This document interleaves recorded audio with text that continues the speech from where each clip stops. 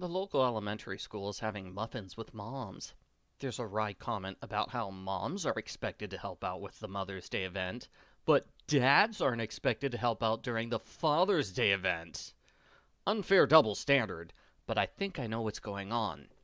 Dads don't help out during the school's Father's Day event because there is no Father's Day event. School ends in May. I feel bad for all the fathers who were promised there would be donuts with dads, but they don't get any donuts. Urgh. I want a donut now. Argo Font Book Review. Argo Font Book Review. Muffins with Moms seems kind of chaotic. They open up the school 20 minutes early so the moms can wander around freely, but all the moms gotta be out of the building before school starts, or there's gonna be big trouble. Yeah, because, giving kids a 20-minute time limit when there's food involved always works. Ellie meets a couple of teachers like the elderly Mrs. Harris and Disney princess wannabe Ms. McCormick. Ellie's rival Gabrielle is also there. She panics when she finds a dead body in the storage closet. The culprit pulls the fire alarm as a distraction. This works surprisingly well, considering there were 100 moms inside the building 5 minutes ago. Why is Ellie the only one who is still here? Maybe I misread that. Maybe it was a half hour ago. In which case, why was she hanging around the building for a half hour? By the time everybody gets back inside the building, the body has disappeared. The principal, Mrs. Kirk, seems to think Gabrielle is lying about the dead body, until the next day when the body is found inside a nearby forest. Ellie is present for the discovery of the body, because the next day is field day. Field day is actually 2 days long at their school, and every day next week is Teacher Appreciation Day. Okay, that's ridiculous. There's only 12 days left in the school year, and 8 of them have a special event planned? I know the book needs excuses for Ellie to be at the school where the mystery happens, but who made up that terrible school schedule? The victim is Klea, one of their 2 janitors. She was seen at school that morning, so she must have been killed during the muffin event. It would be so tragic if she died before she got to eat a muffin. Detective Werraday is assigned to the case. It turns out he's pretty nice to Ellie when she's not a murder suspect.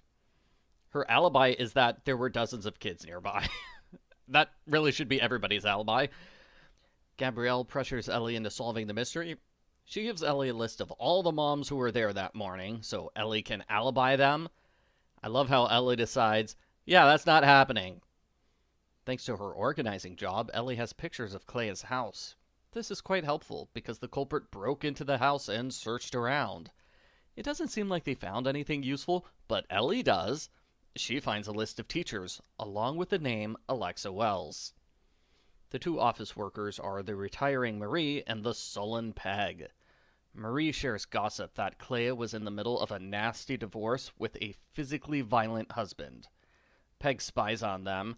She laughs at the idea that a random mom is gonna stumble upon dark, life-changing secrets. Peg, that is the premise of the entire series. Please do not laugh. Ellie learns that Alexa Wells is a popular author who writes dirty romance novels. Mrs. Harris has such an extreme overreaction to the conversation that it's no surprise when she confesses she writes the dirty novels. Don't tell the first grade parents, they will be devastated. Miss McCormick also has a weird reaction. She mentions her previous school, and then she quickly recovers and says, "Oh, no, I never worked at another school before. This is my first job."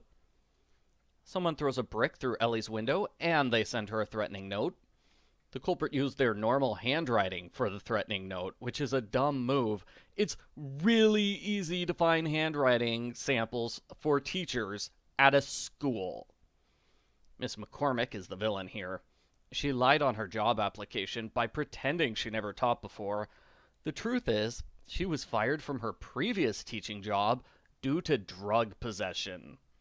She combined this lie with a fake last name to avoid getting caught on her background check. McCormick knows she's been exposed, so she runs away from town. She comes back briefly to get some notes from her classroom and to hold Ellie at gunpoint.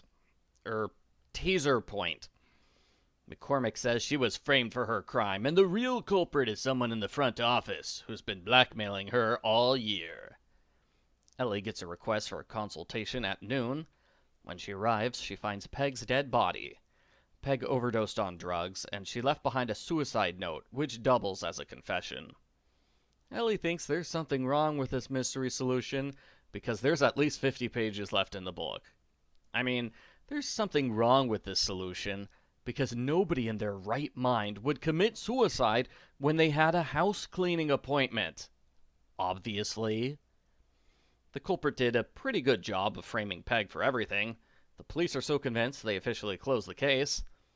I think if the culprit had stopped here, they would have gotten away with their crimes. Instead, they keep going. They destroy the school records room and they trash the office area. Now it's very obvious the real criminal is still out there. Ellie helps move the furniture out of Klea's house. She finds a secret envelope taped to the bottom of a cabinet. It contains financial records which prove Marie has been stealing from the school for years. Marie comes in with a gun. She brags about how clever she is and how much she hates stay-at-home parents, which is how you know she's evil. Ellie throws something at Marie as a distraction. There's a big chase. Ellie escapes by taking advantage of the huge traffic jam that is the school's parking lot during pickup time.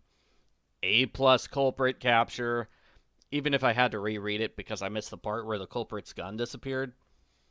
As a reward for solving the case, Ellie gets Gabrielle's job as the school organizer. The end. Post-book follow-up. This is the most recent book in the series, but it was written 7 years ago. The author hasn't said the series is over, but she's written 10 other books for different series in the meantime. I'm not sure she's going to come back to this series. That's a shame because this was a really good entry in the series. It's definitely more worthy of the title Mom Zone than some of the earlier entries in the series. I don't mind that Ellie's organizing job was mostly ignored. I liked the conversations and the interactions with the other characters. The setting was good. The story moved along at a decent pace. It works as a standalone novel. I would feel safe in recommending this to other people who haven't read the rest of the series. I mean, I wrote 2 stay-at-home dad cozy mysteries.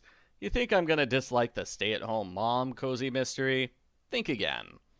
I give Ellie Avery number 10, Mother's Day, Muffins, and Murder, a 9 out of 10.